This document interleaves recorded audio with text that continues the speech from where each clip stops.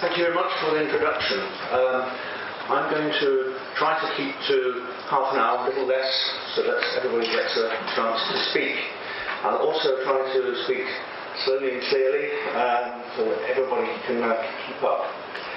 So what you see here is a picture of central London, and it's a kind of introduction to what I'm going to say, because London is a city which has long been subject to migration. Right, and I'm trying to advance the slide, and it's not advancing. Right, here we go. Right.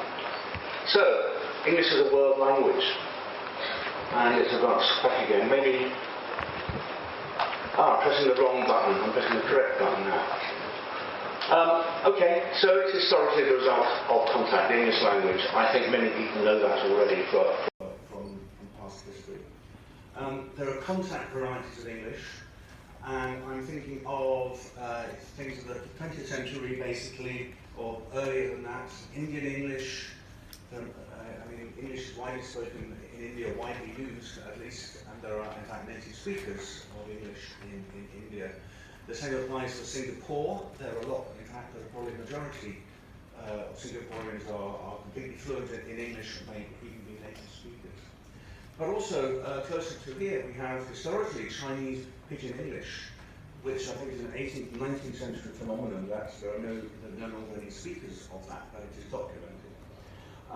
And then Caribbean Creoles are very much alive and well today, and I'll be saying a bit more about the influence of Caribbean Creoles in London.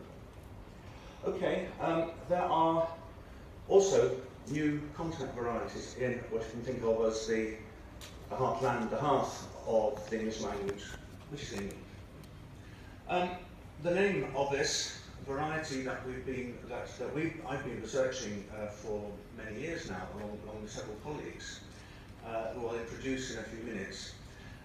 We have called it Multicultural London English. Okay, we coined this name in, I think, 2006, something like that, 2005, 2006. We sat down and said, we need a name for this, and this name has stuck. So if you Google this name, you'll find references to us, not even us necessarily. Okay, migration, and this I think is a pretty important thing to note. In the post-Second World War period, from 1948 onwards, when fairly large-scale migration began to take place from the former colonies, or existing colonies, already still then in the 1940s and 50s, so there was migration, labour migration. People from the Caribbean and from the Indian subcontinent were invited to come to Britain, and from Hong Kong as well, to participate in the redevelopment of Britain after the Second World War. So you had people from the Caribbean, mostly, about 50% of them in fact came from the island of Jamaica, and then shortly afterwards South Asians, in what's now India, Pakistan, and Bangladesh, and also East African Asians.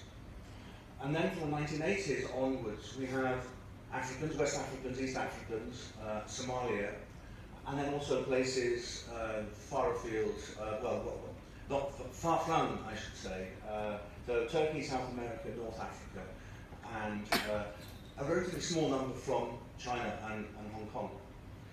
And then from 2004, and I'm not going to be talking about that because it's too recent, in fact, the second most spoken language in England today is not what you might think, French or German, it's actually Polish.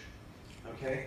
English comes number one, Polish is number two in terms of languages spoken in Great Britain today. But the Polish influence is only 15 years old. It's not recent enough, not old enough yet for that to have had any particular effect, we think. But we intend to continue research on this, and there has been research on Poles speaking English in England. Okay, so we have people coming in to central London, and then there's also people moving out of central London. So central London, particularly what's called the East End of London, which was the heartland of the working class population, industrial population of London. They moved further east mostly towards the district of England called Essex. And this was a kind of movement to new suburbs, new towns that then appeared all the way around London. Okay, which then left, if you like, a vacant land, vacant housing, even though much of it was bombed out in the Second World War, for the immigrants to come. And that's where the Jamaicans and the Indians and so on settled. Okay, how many people came? Well, I'm going to show you 4 slides now of some numbers. I don't want you to try to read all these numbers or anything, but the important thing is just to sort of take note, really. So this is London we're talking about. This is country of birth, according to the 1971 census. So there were just over 7 million people living in London in 1971, of whom 87.5% were born in Great Britain, in the United Kingdom. But then you had also people from Africa, and the largest group here in 1971 were people from the Caribbean, 161,000, and then India and Pakistan. So you can see that Caribbeans at this time of the migrants were in a majority. And then 10 years later, we see that the proportion of Africans is increasing. The proportion of Indians, Bangladeshis and Pakistanis is increasing, and Caribbeans are staying the same in terms of numbers. Okay, so there's a stabilisation. There is relatively little. There's still migration from the Caribbean, but it's a lot less than it was. When you consider the Caribbean has really quite a small population, these are quite high numbers as far as the Caribbean is concerned. And then finally, this is probably a bit low down on the chart for most of you to read, but what you have then is that the total in London is going down a bit. It's by 91 it was under 7 million, and then you have much larger proportions by now of Africans and Indians and Bangladeshis compared to Caribbeans. Okay, and then you can see, and if you can see that on the right hand side there, the proportions of the different ethnicities. So it's reasonably balanced between Indians and Bangladeshis and Pakistanis, and black Africans and black Caribbean people. Okay, so this is the sort of the demographic background, and demography is something I'll be talking about as well. So just to indicate, this is a graph of migration. This time not London, but the whole population, and I can probably point to 1 or 2 things here. So most of you probably can't see the bottom line, but it's a timeline. On the left it says 1930, 1940, 1950, up to 1990. And then each of these lines represents a particular region of the world. So I'll point out the West Indians, the Caribbeans, and they are, let's see, I'm trying to get the laser to work. It's very faint. But it's the first line that goes up steeply and then peaks and comes down again. Then there's another line that goes up much later to the 1970s and 1980s. That's the Indian and Pakistani lines. You can see how the Caribbeans come first, and then the Indians come, and then exceed the Caribbeans. And now, actually the Indians and the Poles are the 2 largest non-British groups in Britain at the moment. Okay, so let's see. So this is a map of the London boroughs, and in the middle there you can see two boroughs which have been highlighted: Hackney and Tower Hamlets. These are what's called the traditional Cockney heartland. Okay, so this is where the London dialect is still spoken, the traditional London dialect, if you like, called Cockney. That's the word that we use for it. And so those are places we're going to talk about. This shows you Hackney, the ethnic groups of Hackney in the year, I think this is 2001. And so what you can see is the big blue portion on the right-hand side here. These are what are technically known as white British people. This is a census category of people. So people who are born and raised in Britain, of people who are also born and raised in Britain. And most of them are white. Not all, but mostly they're white. And then you have various other ethnicities here. So the next group, if you go around in clockwise direction, the white Irish, there have always been a big group. And then the yellow group is other white people. And then you come round to the blue bit here, that portion there. That is a mixed race, white and black Caribbean. And then the big, let's see now, so then we're going all the way round. So then we have black Africans and black others. So these are people from the Caribbean and from Africa. Right. So the impression you should get then is of a population that is, around about 40% that is white British and the rest are from somewhere else, born elsewhere. Right. I'm going to introduce a word to you. Some of you know this word, multi-ethnolect. Okay, it was coined about 20 years ago, I think, by linguists in Australia, somebody called Michael Klein. It's possibly around about 2000 he actually introduced this term. But it's really in Northwest Europe that it's been talked about the most. We're talking about Britain, but more particularly Scandinavian countries, Sweden, Denmark, Norway, the Netherlands, and Belgium, and to some extent France. These are the countries in Northwest Europe which seem to have, and Germany, I shouldn't forget Germany, which appear to have these things called multi-ethnolects. Now, what is a multi-ethnolect? Well, it's based on immigration. It's a new variety of, not a new language, but a new variety of English or Dutch or Swedish, German, etc. Immigration, so high degrees of immigration from various language backgrounds, so not all people from one country necessarily. So, first generation, these are the adult migrants, the people who actually moved. They moved as young adults, sometimes older adults, okay? And they are second language speakers of English, German, etc. They learned those languages when they arrived. They had children, and let's call those generation 2, okay? So they are first language speakers of English, German, Dutch, etc. Or in some cases, depending on how they learnt the language, they are very good second language speakers. Okay, so these are the young people who we are going to focus on today. The waves of second generation people growing up generation after generation, whose families came from somewhere else and spoke another language. So the result of that is multilingualism. So the existing multilingual countries, then cities, shall we say, become more multilingual. And sometimes, and this, I think you can read the bottom line here, existing varieties of language, like the Cockney dialect, might even be replaced by the new variety. Okay. I'm going to ask my helper over here, is it possible for you to project this onto the two side screens? 两边打起来，两边打起来。 Because that's going to be a problem. So, right.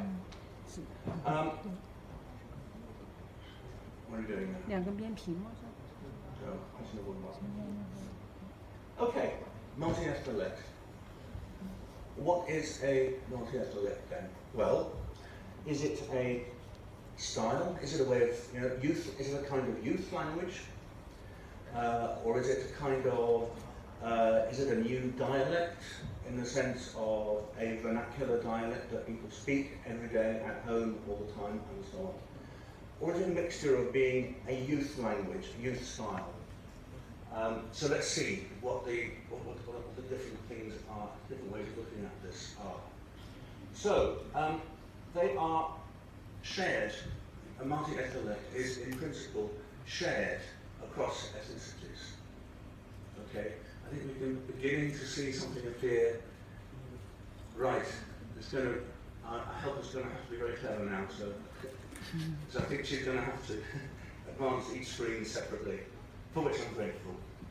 So it's shared by, not just by one ethnicity, it's shared by many different ethnicities.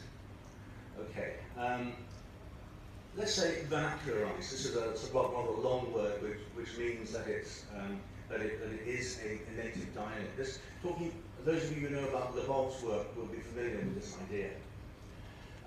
There's a sort of continuum between, let's say, youth style, youth language, and vernacular variety.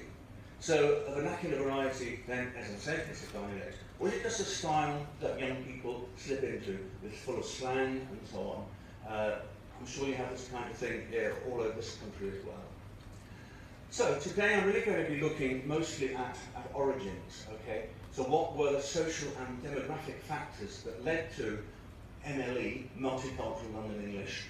Can we identify the origin of any of its features? And finally, can we determine the beginnings? Can we actually locate the time and place where it started? I'm going to try and answer these three questions here. Okay? So the societal demographic. You know, which languages gave Multicultural London English its features, and can we establish when and where it started? Okay, so this is based largely on these two projects here, which I was part of some time ago, but we are applying for new funding to see what happened to Multicultural English in the present time, 15 years later. So, what are the main features of this language? Let's start with the vowel system, okay? One way of referring to English vowels is as follows, is to actually use what we call the John Wells lexical sets. So we have fleece and kit, they represent the E and I vowel, face and goat represent the A and O vowel of English, and so on. Dress, trap, nurse, strut, start, bath, lot, thought, foot and goose. I'll be talking about some of those. Okay. So these are ways of representing the vowels of English. Okay, so MLE, Multicultural London English vowels. It represents a radical restructuring of these vowels. Okay, I'm going to show you how this is the case. This is a vowel diagram, but it's with it deals with formants, second formant and first formant. We can talk about that later if you're not quite sure what this means. This is the vowel system of an elderly white British man who we recorded. He was born in 1918, so he was quite elderly when he was recorded. And I want to draw your attention to this vowel, the face vowel, and also to the goat vowel. And you can see then that, that if I were to just pronounce this vowel in his accent, this is face, I, goat, O, I, O. These are Cockney, traditional Cockney vowels. If we then move to a couple of other vowels here, this is the goose vowel, oo, okay? This is the foot vowel, foot, oo. This is how you pronounce it, more or less. This is a young man, so he is an Afro-Caribbean, born in London in 1989, recorded in his late teens. This is his face vowel, face. This is his goat vowel, goat. This is his goose vowel, goose, very Chinese vowel, this, u, okay, goose, and foot remains a back vowel. So that's the new vowel system, okay, very different from the first one. Consonantal changes, so just take you through this quickly. One consonantal change is the reversal of H dropping. One thing we find in English dialects, you may not know this, but in most English dialects in England, the H is dropped. So we have house and home instead of house and home. As in, home, house, ot, not op, for ot, the dot stop, op, like that, okay? I wouldn't recommend you teach anybody this, but to recognise it, certainly. That's gone by the board, okay? People who speak MLE say home, house, hot, or hot. They have the H's there. They come back in, okay? That's quite surprising that in a vernacular variety, something standard comes in, but it's happened. TH stopping and TH fronting, okay. So we have the in function words like the and there and that come out as de, der and dat with a de, okay? And this is quite widespread actually across the world. People learning English often do this. So there is there. And then the other thing is that th and th often end up as just th on its own. So thing for thing, very common with an F for a th sound. But in multicultural London English, it's not thing, it's ting, right? And that's quite special for multicultural London English, but only in certain words. So that's in words of that sort. Okay, the next one is what we call K backing. Now this is quite exotic. So K becomes Pa. So we have Pa, cousin, and porridge. These are uvula, so-called uvula consonants, which you get in Arabic actually, but not in any other European, any of the European languages. So Pa, cousin, you can hear people say this. Okay, changes in prosody. I don't think it would take too long to explain what this means, what I'm talking about here. But if you think of the rhythm of any language as being composed of syllables, one coming after the other. Chinese, I think, is a language where the syllables come fairly evenly, one after the other. Am I correct in saying this? English is not such a language where some syllables are much longer than some other syllables. But in multicultural London English, it's more like Chinese. It sounds staccato, okay, to the untrained ear, and that's what this shows. But it's a bit hard to explain immediately. Right. Okay. Grammatical changes. Dropping off two emotion expressions. So you have they go skating rinks, and I used to go Stratford. Instead of they go to skating rinks, and instead of I used to go to Stratford. Okay, this is a feature of multicultural English. Preposition goes. Okay, and now I'm going to ask my kind helper to play this. Just listen to this. You'll find it quite difficult to understand, but try and follow it.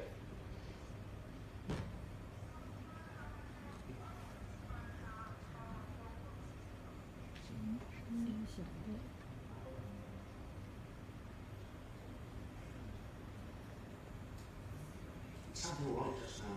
You can talk about those. You fix the thing and it's perfect. 10 minutes later, it's not. 就声音小了。 It's getting better. 可以那个捞了。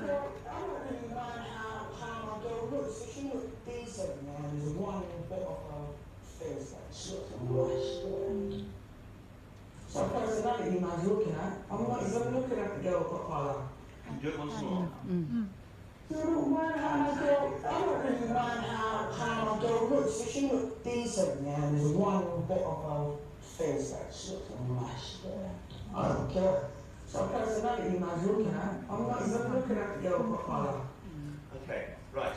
So that's quite tough to follow, to understand. Yeah, and there's one bit of her face that she looks nice, yeah. I don't care. Focusing on this word here. Okay. So he's saying, either he's saying I'm looking at, or one looks at. Okay. It's ambiguous, but this man is very frequent in multicultural London English, either meaning I or meaning he sometimes, or something generic, like in Dutch or German. Okay. But there it is, and there's Jenny Cheshire has done quite a big study of this. Okay, so it's used either the first person pronoun, third person pronoun, or it's a generic impersonal pronoun. New plurals, okay, there are these two words, mandem and gyaldem, which are used as plurals of man and go. They both come from Jamaican Creole, these two words, mandem, and also give it the correct Creole pronunciation, gyaldem. And they mean a group of young men, or a group of young women, is what these two words mean. They're fairly common. And they obviously come directly from the Caribbean. There's a new quotative expression. So in English you can say, I say, take it easy, or I was like, take it easy. And those of you who've been to English-speaking countries will know the second one here, I was like, take it easy. But there's a new one in London which goes like this. This is me, take it easy. This is me, take it easy. Okay? And that's the new form that is, it's not very frequent, but it's there, right across the board. Okay, internal and external motivations. internally motivated changes. We're going to divide it up now into sort of linguistic changes, if you like, but internally motivated, and then look at contact after that. So, we've already seen the face and goat vowels. So here they are again, same two charts we've already seen. So we have face and goat, and then face and goat as the new forms. This is actually an undoing, a reversal of an earlier change that goes towards from face to face and then face to face back again. Okay, so it's a reversal, and it's symmetrical, as you can see, front vowel and back vowel. Okay, somehow system driven. But now we're going to go on to language contact. Can I just ask how much time I have? Five minutes, so that's fine. Contact, okay? Koine. The word koine refers to a mixed dialect, a new dialect. And to what extent is this just another new dialect? We're going to hear other people talking about koines today. Okay, mixture of features from different dialects. The dialects are mutually intelligible, usually to do with migration, people migrating around. People don't need to learn a new dialect because they can understand the existing dialect. There's generational discontinuity, by which I mean that parents don't speak the same dialect as the children. The children actually learn a new dialect from outside the home. So it's like a Creole in that respect. Okay, but so the features then come from other varieties. I'll just show you in the next slide here where these features come from. The London vernacular, Cockney obviously, other regional varieties, other ethnic varieties. These form the input to multicultural London English. Also standard English encountered in the school. It must have some importance here. And the media. This is really for slang, comes in via the media. So music and youth slang. And then particularly for MLE, we have Caribbean Creoles. So these are not varieties of English, at least they're not native varieties of English. So we have Caribbean Creoles, colonial Englishes, Caribbean, Ghanaian, Nigerian, Indian, and so on, Bangladeshi. And then learner varieties, people who, the parents who speak English as a second language. They form part of the input here. And so some of these are specific to London. Okay. But the people who are white British also grow up in the same environment. So the white British people are also learning English along with the people who are not native speakers. That affects their way of speaking as well. So two factors are actually absent from colonialisation, from the idea of new dialects. One is language shifts. This means there's a generation that stops speaking their native language and starts speaking another language, English in this case. That's language shift. New dialects, no, this doesn't happen. Okay. So that's a special thing about multi-ethnolearners. And secondly, what Winford has called group second language learning. So we have a large number of people who are acquiring English, not really just sort of acquiring English in the environment, and they're all learning English as a second language. Okay, and then another 2 minutes. Where do these features come from? Okay, we've looked at five. Thank you. Okay, so we've looked at the raising of face and goat. And okay, face, goat, to face and goat. Where could this come from? Well, it could well come from any one of these places here. Jamaican Creole, Jamaican English also have face and goat. Okay? Indian English and West African Englishes, they tend to say face and goat in Ghana, for example, India as well. And learner varieties of English. Probably some Chinese people, actually, I'm not sure, but Chinese people learning English tend not to have face and goat. Those diphthongs are tough to learn. My mother was Norwegian, so I was brought up bilingually. And my mother never learned these vowels. She never managed to say face and goat. And she used to joke about it, and she ended up with some very strange vowels. She couldn't do it, so she stuck with face and goat all her life. This is me-quotative, okay? This doesn't have an origin in any of these input languages, but it's grown up in London, not anywhere else. But it may, this kind of a feature, and people have written about this, may arise in high contact situations where you have people with many different origins, many different levels of English in this case, children who are trying to make themselves heard.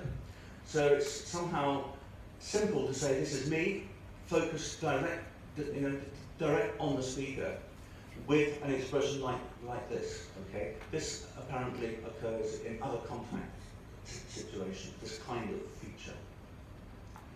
And then the backing of ka to ka. Well, we have no idea where this comes from. You would please hear. Some people suggest Arabic, but the number of Arabic speakers in this mix is quite small. Many Arabic speakers are actually what we call elite migrants. So they don't mix with the working class people in the East End. They're not working class people. But there's no obvious input here. And the syllable time rhythm I mentioned, the staccato rhythm, this is something that's been described again and again for multi-ethnics in Europe, for Swedish, Danish, Dutch, German, that this staccato rhythm. Okay, so it's somehow something to do with contact varieties. Okay, so what's the contemporary evidence for the emergence of MLE? So we're now sort of trying to find a date when it started. So what we can do is rely on linguist statements about the matter. So Mark Sever and Roger Hewitt are two linguists who noted in the early 80s, actually, something they called black cockney, or multi-ethnic, multiracial vernacular. We're talking about around about 1980, 1982 that they were writing. They were commenting on speech then.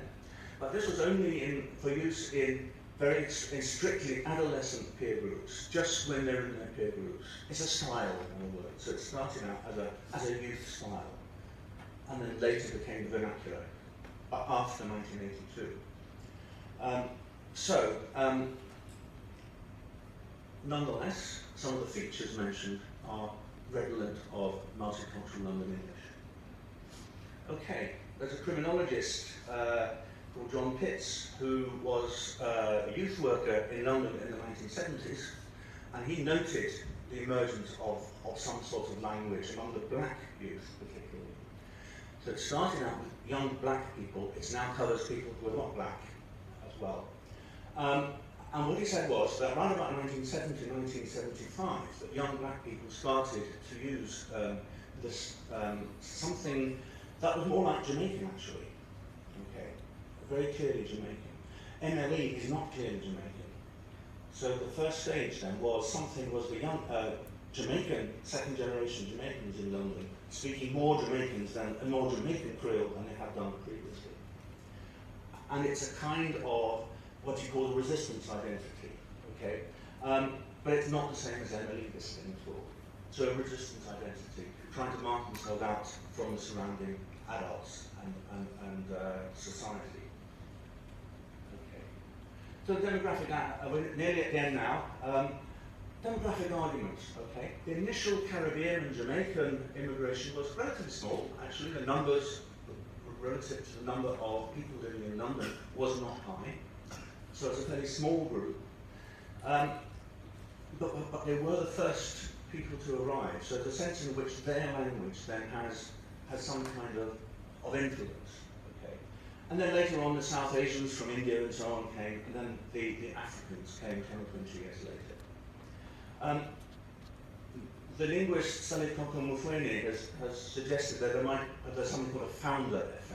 That's an initial group of people have much more influence on what happens later than other people who appeared. Okay, so I think my argument would be that actually, that there are quite a lot of Jamaican features, a lot of Jamaican slang actually in multicultural London English. The slang is largely Jamaican, so that forms part of it, and then quite a lot of the phonetic features are clearly, they could be Jamaican, but it could be from other places as well. So, we have the founder effect then, and so this is a reference to that, to the founder effect. And then finally, MLE, well, this is the last slide, it is clearly a youth language, representing a resistance identity. But then the question is, does it continue into adulthood? To some extent, yes it does. The phonetic features do. But people don't talk slang when they are 40 years old. Well, some do, but on the whole not. It's a contact language. Okay? It has a mixed origin, so it's like new dialects in having a mixed origin in that respect. And there's also a break in the transmission from parent to child, in that children learn a different dialect from parents. But it also involves language shift and group second language learning. And it's to do with post-Second World War youth language. Jamaicans maybe had an important influence there. Thank you very much.